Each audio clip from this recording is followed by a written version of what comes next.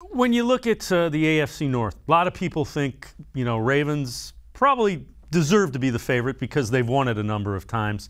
Browns right there with them. Do you sense Ravens fans kind of, think the same way? That's what the thinking in Cleveland is, Ravens and Browns are going to be battling for the North, and it's pretty even. How do Ravens fans view the division now? Yeah, I think the Ravens fans anticipate it's going to be a dogfight, pun intended, between them and the Browns. You don't think that it's going to be easy to, go sweep the Browns again. The Ravens took the Browns by force in week one. The Ravens are under John Harbaugh are arguably the best week one team in the NFL. He always has them very prepared in September, and then they start to falter in October a little bit.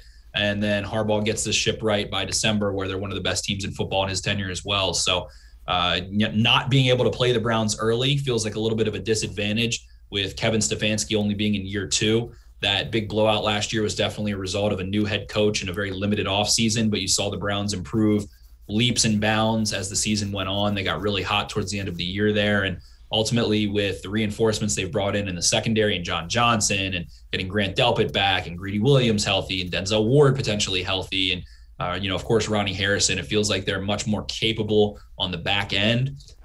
So the Ravens fans are anticipating a better defense. The Browns defense simply wasn't up to par last year, and you're going to see them fighting at the top. I mean, Nick Chubb and Kareem Hunt mixed with that very strong five-man front.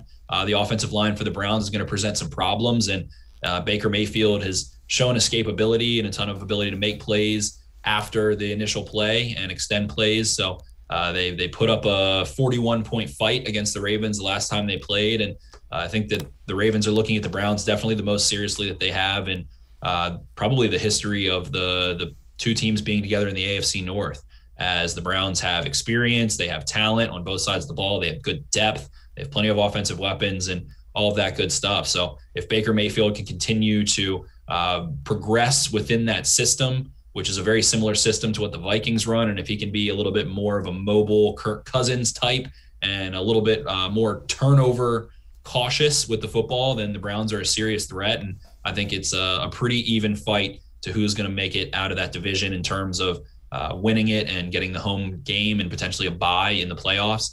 And then, the Steelers are still in the mix, of course. They'll never fully die, especially when Ben Roethlisberger is behind center, even though his arm has definitely depreciated over time. But it feels like definitely a two-horse race at the top with the Steelers fighting to be a wild card team. So it's going to be an interesting time in the AFC North. And the Bengals feel like they're capable of surprising some people and maybe fighting to be towards a 500 team. So it looks like the AFC North might be among the top two or three strongest divisions, and the Browns and the Ravens are definitely the biggest reasons why.